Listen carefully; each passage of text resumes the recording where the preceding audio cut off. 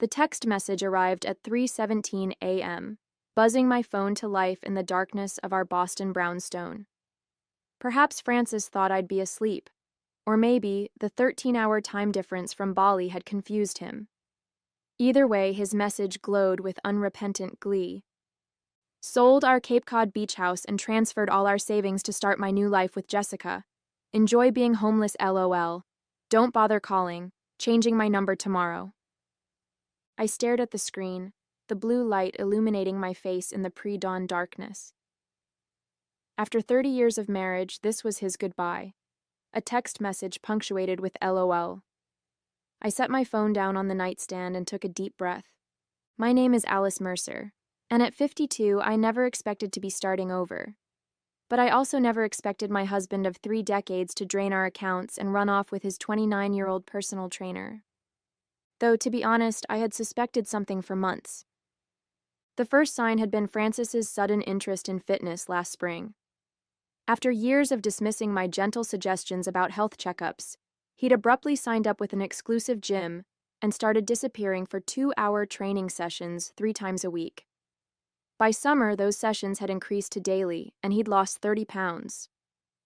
"You should be happy for me," he'd snap whenever I questioned the mounting credit card charges. "I'm finally taking care of myself." Then came the password changes on our financial accounts, the secretive phone calls, and the business trips that oddly aligned with his trainer Jessica's Instagram posts from the same locations. I'm not a confrontational person by nature. As a hospital administrator, I've built my career on careful observation, documentation, and strategic planning. So instead of making accusations, I started taking notes, collecting evidence, and consulting professionals. When Francis mentioned he was planning a solo wellness retreat in Bali, I knew it was time to implement the protection plan I'd spent months developing with my attorney. I picked up my phone again and typed a simple reply. "Check your account balance." I could picture Francis now, sprawled in some luxury villa, Jessica by his side, smugly thinking he'd gotten away with everything. I imagined his face when he finally checked his accounts and found nothing. Well, not exactly nothing. He would find notifications of the emergency court orders I'd filed 3 weeks ago, freezing our joint assets after presenting evidence of his affair and planned financial abandonment. He would discover that the successful transfer he thought he'd made had been intercepted and placed in a court-monitored account. I didn't expect an immediate response. Francis had always been confident to the point of arrogance. He wouldn't check the account balance right away. He'd assume his plan had worked flawlessly. I made myself a cup of tea and settled at my desk, opening the folder labeled Francis Documentation. Inside was the timeline I'd created over the past 6 months, a meticulous record that had ultimately saved our family's financial future. It had started with the credit card statements. Francis had always been careful with money, scrutinizing every purchase I made. So when he began spending $500 weekly at Elite Training Solutions without discussion, I knew something was wrong. Then came the random cash withdrawals, $2,000 here, $3,000 there, always just under the amount that would trigger a notification from our bank. My first step had been to quietly consult with Diane, our family attorney, who recommended I begin gathering evidence without confrontation. "Document everything," she'd advised. "If he's planning what I think he's planning, we'll need a solid paper trail." So I did. I photographed financial statements, recorded dates of unusual withdrawals, and made copies of our property deeds. I hired a forensic accountant who discovered Francis had opened a separate bank account 3 months earlier. Most damning of all, I found draft emails to a real estate agent about quietly listing our beach house, a property that had been in my family for generations.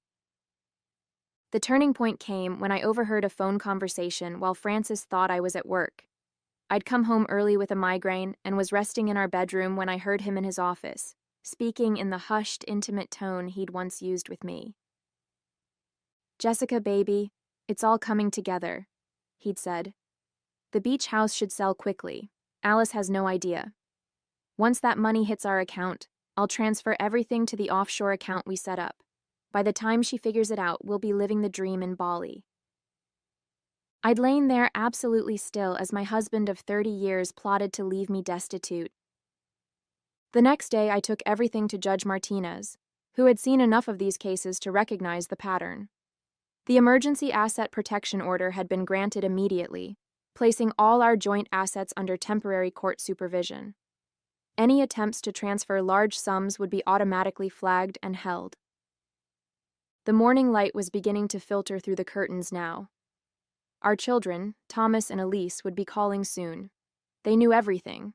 I'd sat them down 3 days ago to explain what their father was planning and the legal steps I'd taken. At 27 and 24, they were old enough to understand betrayal, though the pain in their eyes had nearly broken me. My phone buzzed again. It was a notification from our banking app. Someone was attempting to access the account from an international IP address. Francis was finally checking his balance. My phone rang 15 minutes later. The screen displayed Francis's number. Apparently, he hadn't changed it yet, as threatened. I let it ring 4 times, using the moments to center myself before answering. "Alice, what the hell did you do?" Francis's voice was a mixture of rage and panic, the sound of his paradise crumbling around him. "Good morning, Francis," I replied calmly. "I see you checked the accounts." "This is my money," he shouted. "You had no right to—" "Our money," I corrected him. "From our 30-year marriage. Money we saved together for our retirement and the children's futures." "I'll fight this," he threatened, his voice dropping to a harsh whisper. I could picture him stepping away from Jessica, trying to hide the catastrophe unfolding. "You won't get away with this." "I've already gotten away with protecting what's legally mine," I said. "Judge Martinez was particularly interested in the recorded conversation where you discussed, and I quote, leaving Alice with nothing while we live it up in Bali. The beach house transaction has been voided, by the way. The buyers were very understanding when their attorney received the court order." The silence on the other end was punctuated only by Francis's ragged breathing. Then I heard a female voice in the background asking questions, growing increasingly agitated. "Is that Jessica?" I asked. "You might want to let her know that the offshore account you set up has also been frozen, and the authorities have been notified about potential tax evasion." "You've been spying on me," Francis finally managed, his voice hollow. "No, I've been protecting myself from your calculated betrayal," I replied. "There's a difference." I heard muffled arguing on the other end, Jessica's voice rising in both volume and pitch. Their dream of living off my family's money was evaporating in real time. "Francis," I continued, "the court has scheduled an emergency hearing for Monday. You're required to attend, either in person or via video conference. Your passport has been flagged, so I suggest you make arrangements to return." "Flagged? What does that mean?" The panic in his voice was palpable now. "It means that while you can leave Bali, you'll be detained when you attempt to enter any country other than the United States. The judge was concerned you might attempt to disappear with marital assets." The muffled argument in the background was growing louder. I could make out Jessica saying something about promises and wasting my time. "I've emailed all the court documents to you," I said. "Diane suggested I also copy your brother Michael since he's an attorney. He called me this morning, by the way. He's disappointed." That was an understatement. Michael had been furious, offering to fly to Boston immediately to help me navigate the legal proceedings. "My brother has lost his mind," he'd said. "Dad would be ashamed." "Alice, wait." Francis's voice had changed now, desperation replacing anger. "We can work something out." "We will, through the proper legal channels," I replied. "I suggest you find a good attorney. Oh, and Francis, the children know everything. They've seen the evidence. They've read your text." The next 48 hours unfolded like a slow-motion car crash, one that I was watching from a safe distance. Francis tried calling 17 more times that day. I answered only once more, informing him that all future communication should go through our attorneys. After that, I forwarded his calls to Diane's office, where her assistant documented each attempt. By evening, Francis's brother Michael had arrived at my house, bringing both legal expertise and moral support. "I've reviewed everything," he said, spreading the documents across my dining room table. Alice, you did everything exactly right. The evidence is overwhelming, and the judge's protective orders are solid. What do you think he'll do next? I asked, pouring us both coffee. Michael sighed. If he were thinking clearly, he'd get on the next flight home and try to salvage what he can. But Francis has always doubled down when cornered. As if on cue, my phone buzzed with an email notification. It was from Jessica, not Francis. Mrs. Mercer, it began formally. I feel I should inform you that Francis misrepresented his financial situation to me. He told me the beach house was his alone, inherited from his parents, and that you had agreed to divorce. I never would have become involved had I known the truth. I am ending our relationship effective immediately. Michael read it over my shoulder and let out a low whistle. Rats and sinking ships, he murmured. Should I respond? I asked. Absolutely not, Michael advised. Forward it to Diane and let her add it to the file. Jessica might be trying to position herself as an unwitting victim here. The next morning brought news from the forensic accountant.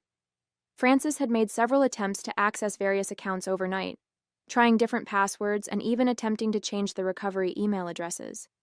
Each attempt had been logged and reported to the court. He's digging himself deeper, Diane said during our morning call. The judge takes attempts to circumvent court orders very seriously. By midday, we received word from the attorney in Cape Cod that Francis had called the real estate agent, demanding they proceed with the beach house sale despite the court order.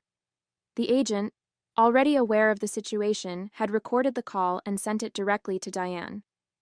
This is actually helpful for our case, Diane explained. It demonstrates his intent to violate the court's orders, even after being formally notified. Thomas and Elise came over for dinner that evening. They'd both taken personal days from work, still processing their father's betrayal. Mom, Thomas said as we sat around the kitchen island, have you heard anything about Dad coming back? I shook my head. Not directly, but Michael thinks he'll have to return soon, if only to try to defend himself in court. Elise, always the more emotional of the two, pushed her food around her plate. I still can't believe he texted you like that. Enjoy being homeless. Who says that to someone after 30 years? Someone who thought he'd gotten away with it, Michael replied, joining us with a stack of new documents. Which brings me to this. We've just received notification that Francis has booked a flight back to Boston. He lands tomorrow evening. I felt a complicated mix of emotions, relief that he was returning to face the consequences, anxiety about seeing him, and a strange sense of validation that my preparations had worked. He's also sent a formal communication through a Balinese attorney, Michael continued, sliding a paper across to me. He's claiming the text was sent as a joke, and that there was a misunderstanding about the beach house listing. A joke? Elise's voice rose in disbelief. After we saw all the evidence? Francis's return to Boston played out like a carefully orchestrated legal ballet. Diane had arranged for a court officer to serve him with papers the moment he cleared customs at Logan International Airport. Michael's colleague waited in the terminal, sending us live updates as events unfolded.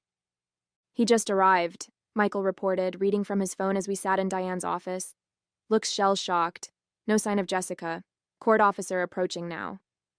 I nodded, maintaining my composure though my heart was racing. After 30 years of marriage, I knew Francis well enough to anticipate his response. First denial, then bargaining, followed by misdirected anger, and finally, when all else failed, tearful pleas for forgiveness. Alice, Diane said gently, are you absolutely certain you want to be present at tomorrow's hearing? You could authorize me to represent you fully. I need to be there, I replied. Not for Francis, but for myself. I spent too many years being invisible, accommodating his needs and dreams at the expense of my own. Elise squeezed my hand supportively. Both our children had insisted on joining me at the law office, forming a united front as we navigated this painful chapter. 2 hours later, Francis's newly hired attorney called Diane. They requested an emergency meeting before the hearing, a last-minute attempt to negotiate. They're offering a settlement, Diane explained after the call. Francis is willing to allow you to keep the beach house if you'll drop the emergency orders and agree to a quick, quiet divorce. Allow me? I repeated, the absurdity almost making me laugh. The beach house that's been in my family for 4 generations? Exactly, Diane nodded. It's not a serious offer. They're fishing to see what you might accept. Tell them we'll see them in court, I said firmly.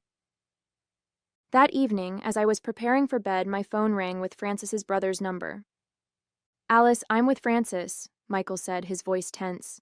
He's asking to speak with you before tomorrow's hearing. I've advised against it, but he's insistent. I took a deep breath. Put him on speaker, but stay in the room, Michael. Alice? Francis's voice sounded rough, defeated. This has all gotten out of hand. I made a terrible mistake. Which mistake exactly? I asked calmly. Planning to steal our savings? Attempting to sell my family's beach house? Or texting me that I should enjoy being homeless? I wasn't thinking clearly, he stammered. Jessica. She made everything seem possible. A new life, a fresh start. But she's gone now. The minute she realized there wasn't any money, she disappeared. How surprising, I remarked dryly. I want to come home, he said, his voice breaking. We can put this behind us. 30 years, Alice. Doesn't that count for something? For a moment, I remembered the young man I'd married, ambitious, charming, full of dreams we were going to build together. But that man had disappeared long ago, replaced by someone willing to destroy me financially and emotionally without a second thought. It counted for something, I replied softly. That's why I documented everything so carefully. That's why I protected what we built together. And that's why I'll see you in court tomorrow. After hanging up, I sat on the edge of our bed, my bed now, and allowed myself a moment of grief for the marriage I'd thought we had. Tomorrow would require all my strength, all my dignity. The courthouse was imposingly formal, all polished marble and echoing hallways. I sat beside Diane at the plaintiff's table, my posture straight, hands folded calmly on the polished wood surface. Thomas and Elise sat directly behind me, while Michael had positioned himself halfway between our table and where Francis would sit, a visual statement of his divided loyalties, but ultimate support for the truth. When Francis entered with his attorney, I was shocked by his appearance. The confident, tanned man who had left for Bali 3 weeks ago looked haggard and diminished. He attempted to catch my eye, but I kept my gaze forward, focusing on Judge Martinez as she entered the courtroom. We're here on the matter of Mercer versus Mercer, the judge began, reviewing the documentation before her. I see the temporary asset protection orders were issued 3 weeks ago, based on evidence of attempted fraud and financial abandonment. Francis's attorney, an aggressive litigator named Gregory Powell, immediately stood. Your Honor, my client wishes to assert that there has been a serious misunderstanding. The text message in question was sent in poor judgment but was never intended. Judge Martinez cut him off. Mr. Powell, I've reviewed the extensive documentation, including recorded conversations, email drafts regarding the unauthorized sale of jointly owned property, and multiple attempts to access frozen accounts after court orders were issued. Let's not waste this court's time with implausible explanations. Powell sat down, chastened. Francis seemed to shrink further in his seat. The hearing proceeded methodically. The forensic accountant presented his findings, showing how Francis had systematically withdrawn nearly $87,000 in small amounts over 4 months. The real estate agent testified via video conference about Francis's instructions to sell the beach house without my knowledge. Most damning was the evidence from Francis's own devices, the emails, the offshore account setup, the conversations with Jessica planning their new life. When Francis finally took the stand, he attempted a strategy of contrition. I made a terrible mistake, Your Honor, a midlife crisis that got out of hand. I never actually intended to leave my wife destitute. Yet your text message specifically stated, "Enjoy being homeless," Judge Martinez noted, looking over her glasses at him. I was showing off for Jessica, Francis admitted. his voice barely audible. I wanted to impress her. By threatening to make your wife of 30 years homeless? The judge's tone made it clear how she viewed this explanation. After 3 hours of testimony, Judge Martinez delivered her ruling. The court finds overwhelming evidence of attempted fraud and financial abandonment. The temporary orders freezing all marital assets will remain in place pending final divorce proceedings. Additionally, she continued, fixing Francis with a stern gaze, the court finds Mr. Mercer in contempt for his multiple attempts to circumvent these orders after notification. She assigned a court-appointed financial guardian to oversee all marital assets during the divorce process and ordered Francis to surrender his passport. Most significantly, she granted my petition for exclusive use of our Boston home and the Cape Cod beach house during proceedings. Mr. Mercer, she concluded, the court takes a very dim view of attempts to hide marital assets or deliberately impoverish a spouse. You're fortunate that Mrs. Mercer discovered your plans before you succeeded. As we gathered our things to leave, Francis approached, ignoring his attorney's attempt to stop him. Alice, please, he began, his voice breaking. Where am I supposed to go? I looked at him directly for the first time that day. That's a question you should have considered before telling me to enjoy being homeless. I'm sure you'll figure something out. 6 months after the court hearing, I sat on the deck of the Cape Cod beach house, watching the October sunset paint the water in shades of gold and crimson. The divorce had been finalized 3 weeks earlier, ending our 30-year marriage with the stroke of a judge's pen. The final settlement had been fair but firm. The court awarded me the beach house outright, plus 70% of our retirement funds and investments, citing Francis's deliberate attempt to defraud. Francis received the smaller of our 2 cars and enough liquid assets to secure modest housing. He'd been ordered to pay my legal fees in full. More tea, Mom. Elise appeared at my side, the sea breeze tousling her hair. Thanks, sweetheart. I accepted the steaming mug, wrapping my hands around its warmth as the evening air cooled. Thomas emerged from inside, phone in hand. Uncle Michael called. Dad's finally found an apartment. He starts his new job at the community college next week. I nodded, feeling neither joy nor sorrow at the news. Francis had lost his executive position after the scandal. His former company wanted nothing to do with someone who'd attempted such calculated financial deception. Are you okay? Elise asked, studying my face. I am, I replied, surprised to find it was true. I never wanted Francis to suffer. I just wanted to protect what was rightfully ours. As the waves lapped gently against the shore, I realized that while Francis had lost nearly everything, I had gained something unexpected, strength I never knew I possessed, and a clearer vision of the life I wanted to build moving forward. 1 year to the day after receiving Francis's cruel text, I stood at the podium in Boston University's conference center, addressing a room full of attentive faces. The event, Financial Security After Betrayal, had drawn over 200 attendees, mostly women over 50 facing situations similar to mine. Preparation isn't paranoia, I told the audience. Documentation isn't distrust. They're forms of self-protection that everyone deserves. After my case had been covered in the Boston Globe, I'd received dozens of messages from women who had experienced financial abuse but hadn't known how to recognize it or protect themselves. Their stories had inspired me to team up with Diane and several financial experts to create this workshop series. In the front row sat Thomas and Elise, both beaming with pride. Beside them was Michael, who had become an unexpected ally and friend throughout the divorce. In the months since finalizing my divorce, I had found purpose in helping others navigate similar situations. As for Francis, I had heard he was slowly rebuilding his life. The last update from Michael mentioned he was teaching business ethics at a community college, an irony not lost on anyone in our family. Jessica had apparently moved on to another affluent target in Florida. After the presentation, as people lined up to ask questions, an older woman grasped my hand tightly. My husband of 42 years is planning something similar, she whispered. Thanks to you, I've already contacted an attorney and documented everything. Her words validated everything.